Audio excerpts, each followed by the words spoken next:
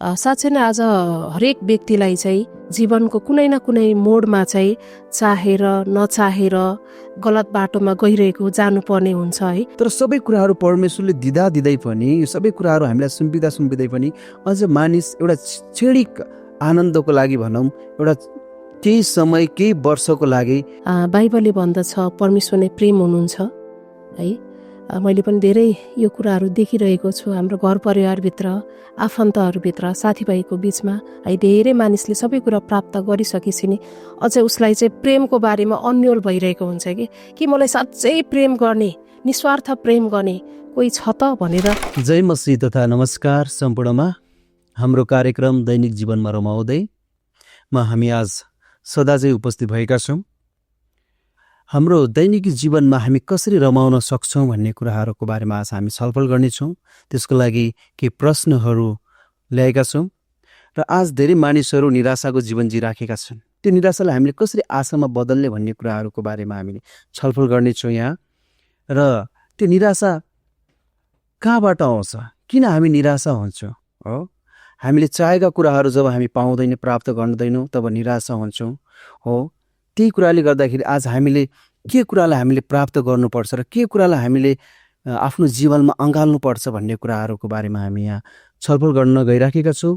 म प्रस्तुता पाउल र आजको पाहुना हुनुहुन्छ पास्टर बिना। हामी उहाँलाई स्वागत गर्नेछौँ। स्वागत छ पास्टरज्यू। धन्यवाद हजुर। जय मसीह। जय मसीह। आइदिनु भएकोमा तपाईँलाई धेरै धेरै धन्यवाद। हजुरहरूलाई पनि धेरै धेरै धन्यवाद। अनि फेरि पनि मलाई यो मौका दिनुभयो, यो अवसर दिनुभयो, सम्पूर्णमा फेरि पनि एकपटक जय मसीह। जय मसीह। हामी ढिला नगरेर आजको कार्यक्रम सुरुवात गर्नेछौँ। आजको प्रश्न रहेको छ, आज संसारमा धेरै मानिसहरूले अशान्ति भोगिराखेका छन्। बाइबलले भन्छ कि कोही मानिस पनि धर्मी छैन, सबै पापी छन्। कसैले जानेर होस् या नजानेर होस् आफ्नो जीवनमा धेरै गल्तीहरू गरिराखेका हुन्छन्, कुनै पापहरू गरिराखेका हुन्छन्, जसको कारणले गर्दाखेरि उनीहरू आफ्नो परिवारबाट एक्लिएका हुन्छन्, समाजबाट एक्लिएका हुन्छन्, साथीभाइहरूबाट एक्लिएका हुन्छन् र उनीहरूले आफ्नो जीवनमा एकदम निराशा मात्रै देखिराखेका हुन्छन्। हो, जीवनमा उनीहरूले रमाउन सिकेका हुँदैनन्। अब मेरो जीवन समाप्त भयो भन्ने सोचिराखेका हुन्छन् र यस्तो अवस्थामा धेरै मानिसहरूले गलत बाटोहरू पनि अपनाएका हुन्छन् हैन। यसमा तपाईँ के भन्न चाहनुहुन्छ परमेश्वरको वचनद्वारा, र कसरी मानिसले आफ्नो जीवनलाई पुनर्स्थापित गर्न सक्छ? हालेलुया। प्रभुलाई महिमा भएको होस्, प्रभुलाई धन्यवाद होस्। हजुरहरूलाई फेरि पनि एकपटक धन्यवाद। अनि एकदमै असल यो प्रश्न है, एकदमै सान्दर्भिक, किनभने यो कुनै विशेष जाति वर्गलाई, कुनै देशलाई मात्रै नभएर सारा संसारभरिको समस्या हो है। त्यहाँबाट छुटकाराको लागि चाहिँ परमेश्वरले ती कुराहरू पुरा गरिसक्नु भएको छ। त्यहीबाट हामी बताउनेछौँ।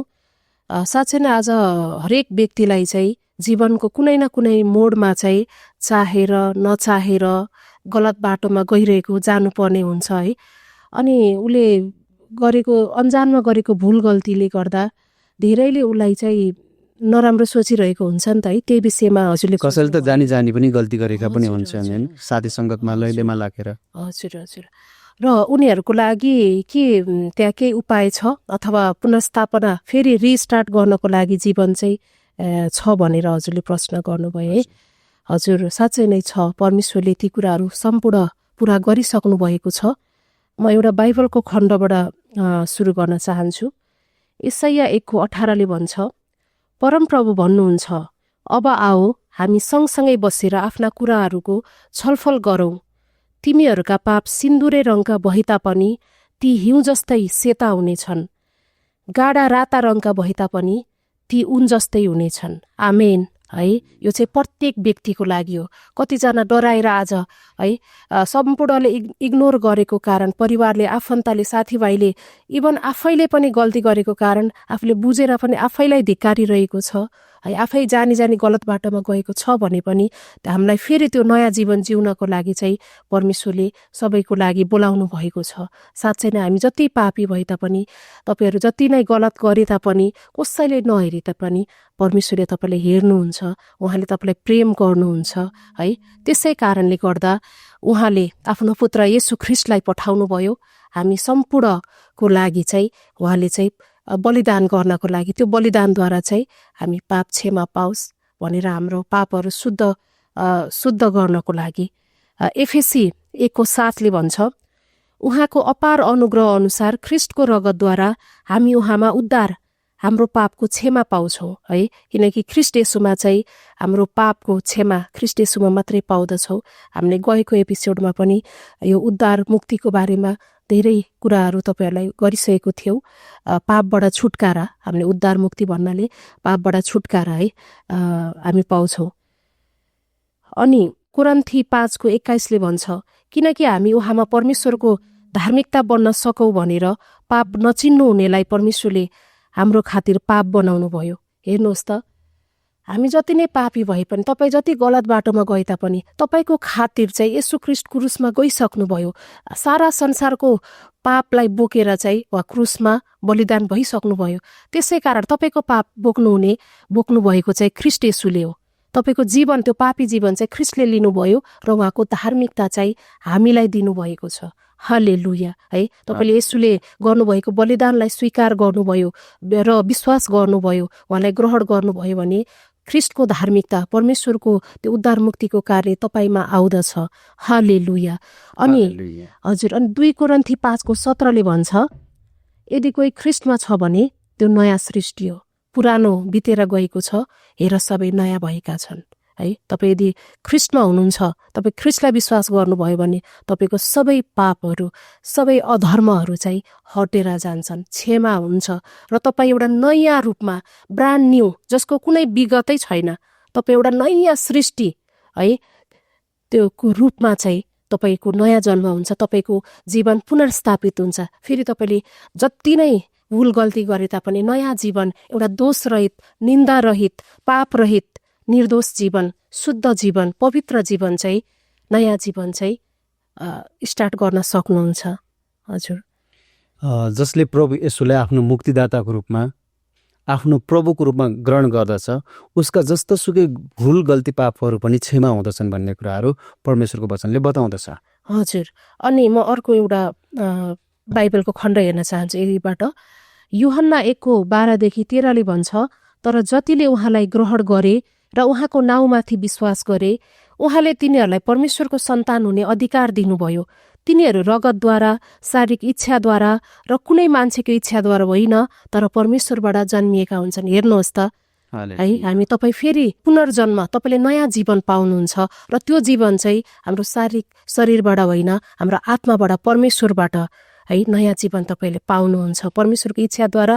अनि हामीलाई परमेश्वरको छोराछोरी हुने अधिकार दिनुहुन्छ। हालेलुया।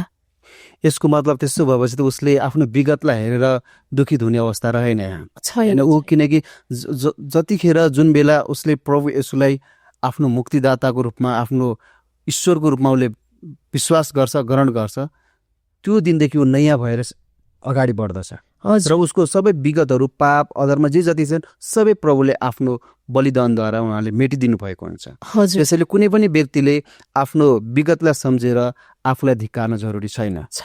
र अब उसले दिन प्रतिदिन अब उसले रमाउन सिक्नु पर्दछ। उसले एउटा आनन्दको जीवन प्राप्त गरेको हुन्छ, शान्तिको जीवन प्राप्त गरेको हुन्छ। किनकि भन्दाखेरि संसारमा त उसलाई भन्ला कि मान्छेहरूले यसले यस्तो गल्ती गर्यो, यस्तो पाप गर्यो भनेर उसलाई सजाय मिल्ला, तर उसले पश्चाताप गरेर यदि प्रभुमा आउँदछ भने प्रभुले उसका सबै गल्ती पापहरूलाई क्षमा दिनुहुन्छ। यही नै हो नि हजुरले भन्नु खोज्नुहुन्छ। अनि म केही बाइबलको पदबाटै केही कन्फिडेन्स दिन चाहन्छु हामीलाई जसले हेरिरहनु भएको छ सम्पूर्ण है। तपाईँले सुन्नुभएको, योभन्दा अगाडि सुन्नुभएको छ छैन, तपाईँहरूलाई फेरि पनि परमेश्वरले बोलाउँदै हुनुहुन्छ। यशाया 45:22 भन्छ, मतिर फर्क र उद्धार पाओ, हे पृथ्वीका सबै पल्ला छेउका हो, किनकि म परमेश्वर हो र अरू कोही छैन। हालेलुया। र जब तपाईँले परमेश्वरलाई स्वीकार गर्नुहुन्छ र परमेश्वरको छोराछोरी भइसक्नुहुन्छ, तब उहाँले भन्नुभएको छ, रोमी 8:31 र 33 के भन्छ भने, हामीले यसमा के भन्ने त, यदि परमेश्वर हामीतर्फ हुनुहुन्छ भने हाम्रो विरुद्ध को हुन्छ? परमेश्वरका चुनिएका विरुद्ध कसले अभियोग लगाउने? धर्मी ठहराउने परमेश्वर नै हुनुहुन्छ भने दण्डको आज्ञा दिने को हो? मर्ने त ख्रिस्ट हुनुहुन्छ, जो मरेकाहरूबाट जीवित पारिनुभयो र परमेश्वरको दाहिने बाहुलीतर्फ हुनुहुन्छ र हाम्रा निम्ति मध्यस्थ पनि गर्नुहुन्छ। हेर्नुहोस् त, प्रभु येशूले हाम्रो लागि मध्यस्थको काम गर्नुभयो। जब परमेश्वरले नै हामीलाई बिना दण्ड होइन त्यो सबै कुराहरू छुटकारा दिनुभयो है, दोस्याउनु भएको छैन भने मानिसले हामीलाई के गर्न सक्छ है। किनकि बाइबलले भन्दछ जब हामी यो पृथ्वीबाट जान्छौँ एक दिन सबै मानिस सृष्टिकर्ता परमेश्वरको सामु उभिनुपर्छ है। तर ख्रीष्ट येशूमा ल्याउनु भएको बलिदानद्वारा चाहिँ हामीलाई त्यो धार्मिकता पाएको कारणले चाहिँ जब हामी जान्छौँ नि परमेश्वरको सामु बिना दोष बिना डर सही स्थितिमा हामीलाई खडा हुन सहायता मिल्दछ प्रभु येशूले दिनुभएको जीवनबाट त्यो धार्मिकताद्वारा। र हामी अब तपाईँलाई डराउनु पर्दैन है, मानिसले के भन्यो भनेर डराउनु पर्दैन। जब सृष्टिकर्ताले नै तपाईँलाई क्षमा दिइसक्नुभयो भने हामीलाई आत्तिनु, डराउनु, निराशा हुनु, आत्महत्या गर्नु आवश्यक छैन है। खराब बाटोमा गइरहनु, अरूले भनेको कारणले तपाईँ खराब बाटोमा गइरहनु पर्ने आवश्यकता छैन। सबै कुरा प्रभुले तपाईँको लागि दिइसक्नु भएको छ र तपाईँले स्वीकार गर्नु र लिएर चाहिँ दैनिक जीवनमा रमाउन सक्नुहुन्छ। हालेलुया। यसमा त सबै जातको, सबै धर्मको होइन, सबै वर्णको, सबै मानिसको लागि प्रभु येशू यो संसारमा आउनुभएको हो नि। हजुर हजुर होइन, यो एउटा इसाई जगतको लागि मात्र होइन नि, यो संसारमा जति मानिस छन् सम्पूर्ण मानिसको लागि प्रभु येशू आउनुभएको। र एक दिन सबै मानिसहरूले उहाँको अगाडि हरेक कुराको लेखा दिनुपर्ने हुन्छ र उहाँको अगाडि खडा हुनुपर्ने हुन्छ। जसले विश्वास गर्दछ र गरेको हुन्छ र उसले चाहिँ अनन्त जीवन पाउँदछ र जसले उहाँलाई विश्वास गरेको छैन ऊ चाहिँ दण्डको भागीदारी हुनेछ भन्ने कुराहरू पनि यहाँ दिएको छ। त्यसैले जीवन सदा नै उहाँलाई विश्वास गर्न जरुरी देखिन्छ र जस्तो सुकै पापलाई पनि उहाँले क्षमा दिनुहुँदछ भन्ने कुराहरू जुन धर्मशास्त्रले बताएको छ नि। आजको जुन यो कार्यक्रममा जुन आज हाम्रो माझमा जुन पास्टर हुनुहुन्छ उहाँले बताउनु भयो परमेश्वरको वचनद्वारा पृथ्वीमा रहेका जति मानिसहरू छन् सबै मानिसहरूले उद्धार मुक्ति पाउनको लागि हो, दैनिकी जीवनमा रमाउनको लागि प्रभु येशूलाई विश्वास गर्न जरुरी छ भन्ने कुराहरू बताएको छ प्रियजनहरू। यो सँगसँगै हामीहरूसँग अर्को प्रश्न पनि रहेको छ कि 21औं शताब्दीमा छौँ हामी, अहिले यो पोस्ट मोडर्नको एरामा छौँ, एउटा डिजिटल एरामा छौँ, प्रविधिको युगमा छौँ होइन। सबै कुराको सुविधा छ तैपनि मानिस दिन प्रतिदिन फ्रस्ट्रेसन भइराखेको छ, उसलाई शान्ति छैन। भविष्यको योजनाले होइन, उसका हरेक योजनाले गर्दाखेरि ऊ निराशातिर डोर्याएको हुन्छ र धेरै मानिसहरूले आफ्नो जीवनलाई सही सदुपयोग गरिराखेको हुँदैन, ऊ दिन प्रतिदिन निराशा भइराखेको हुन्छ हो। तर यो अवस्थामा उसले कसरी उसको जीवनमा कसरी आशा पलाउन सक्छ हो? उसको आशाको केन्द्र कहाँ त? हामी शान्ति कहाँ पाउँछौँ हो? आज छ मान्छेले हरेक कुराहरू यो संसारमा जुन कि छोडेर जानुपर्ने कुराको निम्ति मान्छे धेरै राता दिन एउटा चिन्तित भइराखेको हुन्छ, जुन उसलाई थाहा छ एक दिन त्यो छोडेर जानुपर्ने छ भनेर, तैपनि ती कुरा प्राप्त गर्नको लागि एकदम निराशामा ऊ आफ्नो जीवन अगाडि बढाइराखेको हुन्छ भने यस्तो घडीमा उसले आशा कसरी प्राप्त गर्न सक्छ? यसको बारेमा केही प्रश्न पारिदिनुहुन्छ कि? हुन्छ, यो प्रश्नको लागि पनि हजुरलाई धेरै धेरै धन्यवाद छ। र बाइबलले भन्छ यिर्मिया 29:11ले, किनभने जुन योजनाहरू मैले तिमीहरूका निम्ति बनाएको छु ती म जान्दछु, परमप्रभु भन्नुहुन्छ, ती तिमीहरूको उन्नतिको निम्ति हुन्, नोक्सानीको निम्ति होइनन्, तिमीहरूलाई आशा र भविष्य दिनको लागि। हालेलुया है। जब तपाईँले आफ्नो जीवन प्रभुलाई सुम्पिनुहुन्छ र ती योजनाहरू, ती इच्छाहरू, ती पीर चिन्ताहरू चाहिँ, त्यो विषयहरू, तपाईँको जीवनको हरेक कुराहरू चाहिँ प्रभुलाई सुम्पनुहुन्छ भने उहाँले नै सम्हाल्नुहुन्छ। हालेलुया है। अनि उहाँसँग तपाईँको लागि चाहिँ उत्तम योजना छ। सिर्फ एउटा कुनै व्यक्तिको लागि मात्रै होइन अथवा सिर्फ क्रिस्चियनहरूको लागि मात्रै होइन, यो त सारा संसारको लागि। जब कोही पनि व्यक्ति पृथ्वीमा आउँदै गर्दा उसको लागि विगत भविष्य उसलाई चाहिने हरेक कुरा चाहिँ प्रभुले तयार पारिसक्नु भएको हुन्छ। त्यसै कारण हामी चाहिँ प्रभु येशूमा ती सबै विषयहरू राखेर उहाँमै बाटो हेर्न सक्छौँ र उहाँले नै हामीलाई सुम्पनुहुन्छ, सहायता गर्नुहुन्छ। 1 पत्रुस 5:7ले भन्छ, तिमीहरूका सारा फिक्री उहाँलाई सुम्पिदेऊ किनकि उहाँले तिमीहरूको वास्ता गर्नुहुन्छ। हालेलुया। हेर्नुहोस् त। अनि अर्को वचनले भन्दछ, सङ्कष्टको दिनमा मलाई पुकार, म तिमीहरूलाई छुटकारा दिनेछु, छुटाउनेछु है। हाम्रो छुटाउनेवाला, हाम्रो असल गोठाला भन्छ बाइबलले। असल गोठाला हाम्रो भविष्यको लागि चाहिने सम्पूर्ण कुराहरू आज हिजो भोलि ती सबै कुराहरू चाहिँ प्रभुले सम्हाल्नुहुन्छ। अनि त्यसै गरेर यशाया 43को 2-3 भन्दछ, त पानीबाट भएर जाँदा म तेरो साथमा हुनेछु, त नदीहरूबाट भएर जाँदा तिनले तँलाई डुबाउने छैन, त आगोबाट भएर जाँदा त डढ्ने छैनस्, त्यसको ज्वालाले तँलाई भस्म पार्ने छैन, किनभने म तेरा परमप्रभु परमेश्वर हो। हालेलुया। हेर्नुहोस् त, हामीलाई जीवनमा चाहिँ प्रभु येशूले चाहिँ तिमीहरूलाई संसारमा भइन्जेल कुनै सङ्कष्ट नै पर्दैन त भन्नुभएको छैन, तर हरेक सङ्कष्टमा तिमीहरूको साथमा छु, तिमीहरूलाई सहायता गर्छु भनेर चाहिँ उहाँले भन्नुभएको छ। र हरेक कुरामा हामी चाहिँ विजेता भन्दा पनि अझै बढी छौँ। यी कुराहरूले चाहिँ हामीलाई जित्न सक्दैन भन्नुहुन्छ। त्यही भएर हाम्रो चिन्ता, फिक्री, आवश्यकता, योजनाहरू जब हामी प्रभुमा राख्छौँ भने ती सबै कुराको ख्याल प्रभु यीशुले नै गर्नुहुन्छ। धन्यवाद। यसमा जुन छ नि एउटा परमेश्वरको वचनले भनेको छ कि जो सही मार्गमा हिँड्दै पनि यदि उसको जीवनमा सतावट आउँछ भने त्यो उसको लागि इनाम हो रे। तर जसले गल्ती गर्छ भने गल्ती गरेर उसको जीवनमा उसले दण्ड पाउँछ भने त्यो त उसको परिणाम हो। त्यसैले हामी एउटा विश्वासीहरूमा के छ भन्दाखेरि हामी परमेश्वरको वचनअनुसारको जीवन जिराखेका छौँ र पनि हाम्रो जीवनमा यस्ता सतावटहरू आउँदछन् भने हो त्यो उसको इनाम हुँदछ भने त्यसलाई उसले भविष्यमा उसको भविष्य बनाउनको लागि उसलाई मजबुत बनाउँदै हुनुहुन्छ भन्ने कुराहरू छ। र कसैले जानी त्यो चाहिँ यदि गल्ती गर्दछ भने त्यो उसले पाउने सजाय चाहिँ उसको परिणाम हो भनेको छ। त्यसैले आज किनकि भन्दा सारा सृष्टि यो सबै कुराहरू एउटा मानिसको लागि परमेश्वरले बनाउनु भएको छ हो। तर सबै कुराहरू परमेश्वरले दिँदै पनि यो सबै कुराहरू हामीलाई सुम्पिँदै पनि अझ मानिस एउटा क्षणिक आनन्दको लागि भनौँ, एउटा केही समय केही वर्षको लागि हो यो संसारमा उसले भौतारी राखेको हुन्छ कि होइन। हरेक यो संसारको कुराहरू पाउनको लागि भौतारी राखेको हुन्छ र अन्त्यमा उसले केही पनि पाउँदैन। त भनेपछि हामीले सिर्फ प्रभुमा विश्वस्त भएर जिउनु पर्ने रहेछ नि त। परमेश्वरमा विश्वस्त भएर जिउनु नै सबैभन्दा ठुलो कुरा रहेछ नि त। त्यसैले परमेश्वरको वचनले भन्छ तिमीहरू धेरै कुरामा यो संसारिक कुराहरूमा होइन स्वर्गीय कुरामा मन लगाऊ भनेको छ।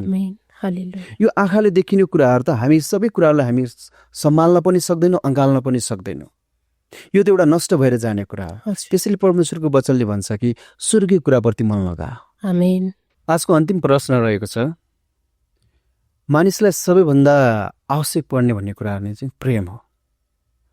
परमेश्वरको वचनले पनि भन्दछ कि परमेश्वर प्रेम हुनुहुन्छ हो।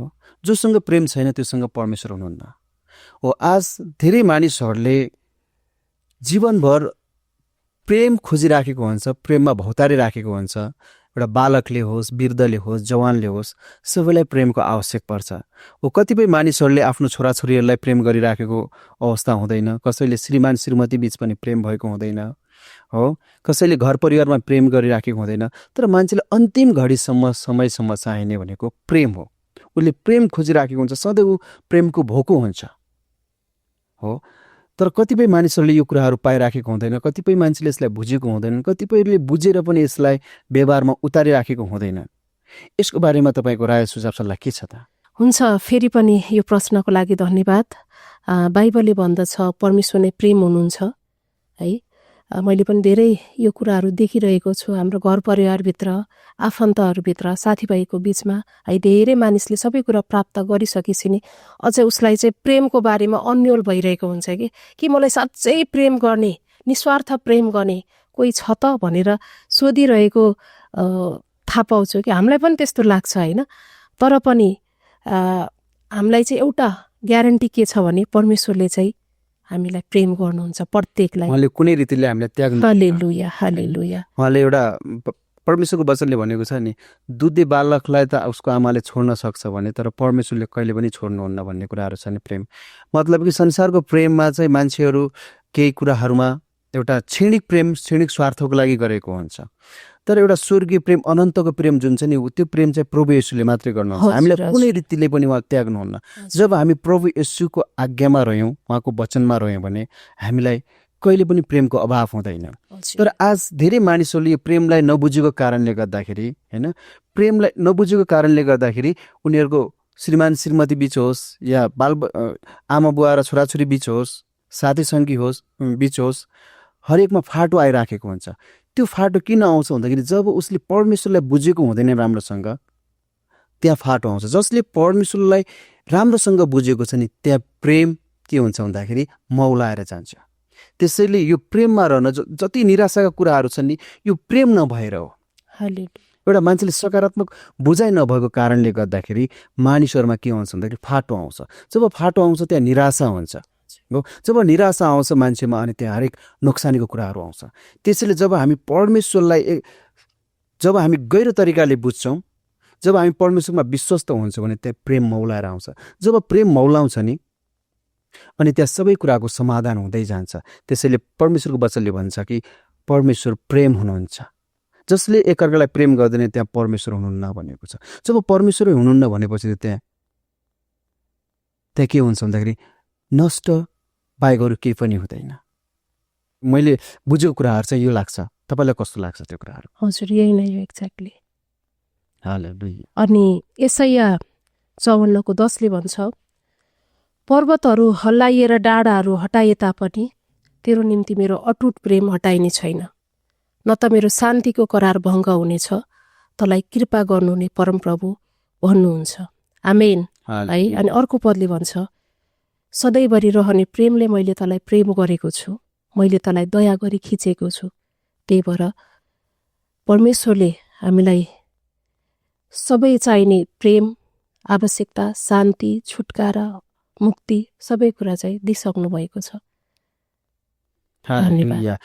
भनेपछि दैनिक जीवनमा रमाउँदै जुन यो कार्यक्रम छ नि यसद्वारा कि दर्शकहरूले यो बुझ्ने छन् कि परमेश्वरमा जब हामी विश्वस्त हुन्छौँ र अनि परमेश्वरको प्रेमले नै हामी दैनिक जीवनमा रमाउन सक्छौँ। हजुर, रोमी 5:8 भन्छ, तर परमेश्वरले हाम्रा निम्ति उहाँको प्रेम यसैमा देखाउनुहुन्छ कि हामी पापी छँदै ख्रिस्ट हाम्रा निम्ति मर्नुभयो है। हामीले यही महसुस गर्नुपर्छ कि हामी धर्मी भएको कारणले चाहिँ उहाँ मर्नुभएको होइन, हामीले असल काम गरेको कारणले हाम्रो लागि मर्नुभएको होइन, किनकि हामी पापी छँदै हामीले चाहिने बेलामै अगाडि नै उहाँले गरिसक्नुभयो। यही कुरालाई विश्वास गरेर, महसुस गरेर र वचनमा हेरेर नै हामी जिउने हो, उहाँको प्रेमलाई महसुस गर्ने हो।